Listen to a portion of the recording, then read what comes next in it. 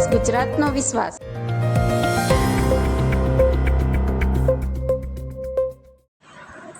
નમસ્કાર, ગુજરાતનો અવાજમાં આપનું સ્વાગત છે.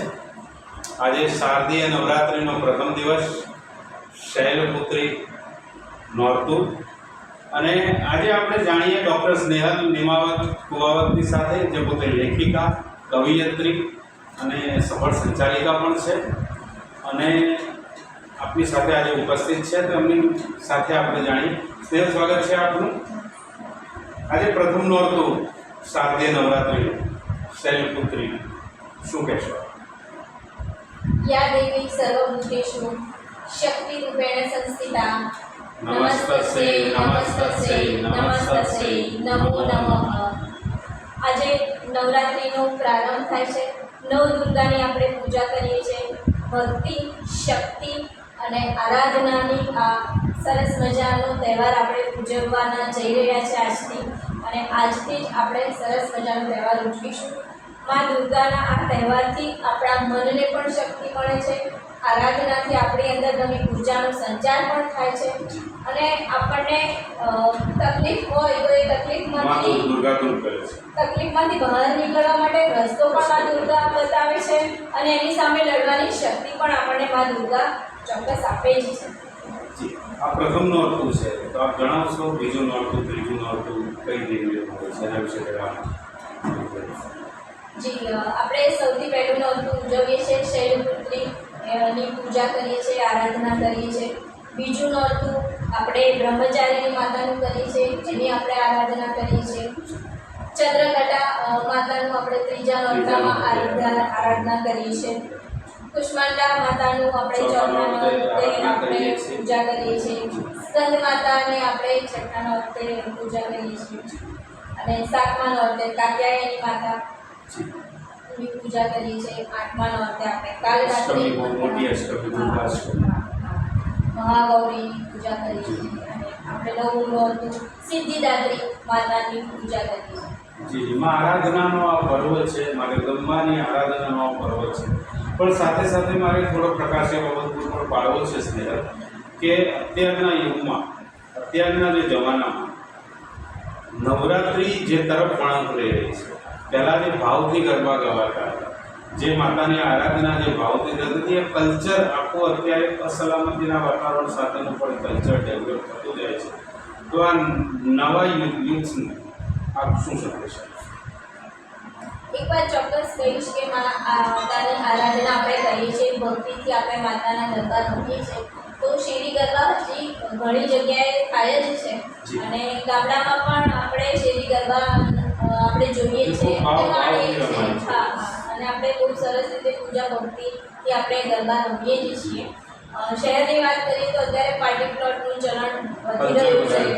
યુવાનોમાં અત્યારે થનગનાટ વધી રહ્યો છે, સાથે સાથે અશ્લીલતા પણ વધી રહી છે. અસામાજિક તત્વોનો વધારે પડતો ઉપદ્રવ પણ વધી રહ્યો છે. એની સામે આપણે આપણી સલામતી આપણે જ રાખવી જોઈએ. સલામતી કેવી રીતે આપણે બેન દીકરીઓ કેવી રીતે પોતાની જાતને નવરાત્રિના 9 દિવસ 10 દિવસ જે ગરબા રમાય છે, તે તેમણે કયા સલામતીના પગલાં લેવા? સૌથી પહેલાં તો પરિવારજનો, જે આપણા માતા છે, પિતા છે, વડીલો છે, એ આપણી બહેનો દીકરીઓને સમજાવે કે ગરબા રમવા જવું કંઈ જ ખોટું નથી, ચોક્કસ જવું જ જોઈએ, પણ એની સામે આપણી સાવધાની આપણે રાખવી જોઈએ. માતાએ, પિતાએ, વડીલોએ સમજાવવું જોઈએ કે આજે બહેન દીકરી છે એ આપણા ઘરનું ઘરેલું છે, તો એની સલામતી રાખવાની જવાબદારી, અથવા એને જ સમજ આપવી જોઈએ કે એ પોતે, એને પ્રેરણા આપવી જોઈએ, અને એને પાક્કી સમજ આપવી જોઈએ કે કઈ રીતે ધ્યાન રાખવું અને કઈ રીતે સલામતી રાખવી. ગરબામાં કલ્ચરલ પાર્ટી, તમે પ્લોટની અંદર જાઓ, જે રીતનું અત્યારે કલ્ચર ડેવલપ થયું છે, તો તમારે અજાણી વ્યક્તિઓની સાથે ગરબા ન રમવા જોઈએ, અજાણ્યા વ્યક્તિઓ ગ્રુપની વચ્ચે ગરબા ન રમવા જોઈએ, અને કોઈ એવી ખાણીપીણી વસ્તુ કોઈ અજાણી વ્યક્તિ આપે જેને તમે પરિચિત ન હોવ, તેમની પાસેથી લેવી પણ ન જોઈએ.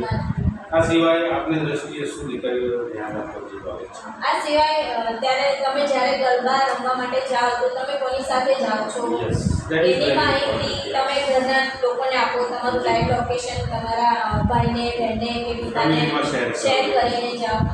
તમે ગરબા રમ્યા પછી જો તમે ક્યાંક અસલામતી અનુભવો છો અથવા તો તમે કોઈ સુનસાન રસ્તા પર જઈ રહ્યા છો, તમને કોઈ દેખાતું નથી, રિક્ષા નથી મળતી, ટેક્સી નથી મળતી, તો તમે પોલીસનો સંપર્ક કરી શકો છો. 100 નંબર ડાયલ કરી શકો છો. પોલીસ તમને ચોક્કસ તમારા ઘર સુધી પહોંચાડશે. હા, અભિયાનમાં પણ તમે 181 થી તમે કોન્ટેક્ટ કરી શકો છો, જાણ કરી શકો છો અને એ લોકો તમને સલામત રીતે તમારા ઘર સુધી પહોંચાડશે અથવા તો તમને સલામત રીતે ઘરે પહોંચાડવા સુધીના રસ્તાઓ એ લોકો બતાડશે.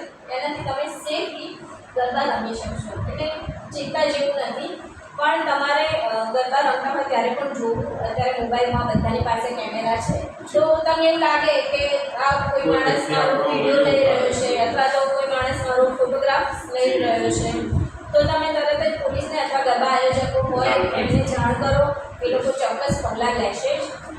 અને બહેનો દીકરીઓને ખાસ એક વસ્તુ કે આપણે આપણી મર્યાદામાં કપડાં પહેરીએ અને બધું જ સોળે સરકારથી સજવાનું જ છે, પણ આપણે આપણી ગરિમા રાખીએ. ઘરેણાં પહેરવાના છે પણ આપણે ઘરનું ઘરેણું છે, ખાસ આપણે ધ્યાન રાખવું એટલે જોઈએ. આપણી ગરિમા આપણા હાથમાં જ છે. એટલા માટે બહેનો દીકરીઓ માટે ચોક્કસ એક વસ્તુ કહી છે કે આપણે આપણી મર્યાદા ન ચૂકીએ તો સામેથી પણ કોઈ આપણી મર્યાદા Right. એટલે ગરબા પણ ગાવા જોઈએ અને ગરિમા પણ જાળવવી જોઈએ. ખૂબ ખૂબ આભાર અમારી સાથે વાતચીત કરવા બદલ સ્નેહલ. ખૂબ આભાર. ઓકે, તો આ હતા સ્નેહલ નિમાવત, આપણી સાથે વાત કરી નવરાત્રિ વિશે. આવતા અંગે ફરી મળીશું, ત્યાં સુધી રજા આપશો. નમસ્કાર.